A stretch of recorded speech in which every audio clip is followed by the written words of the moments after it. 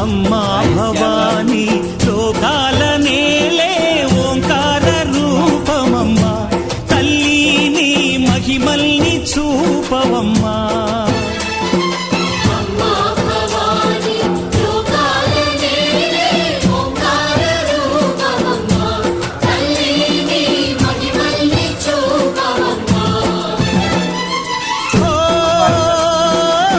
సృష్టికే దీపమా, శక్తికే మూలమా, సింహరథమే నీదమ్మా.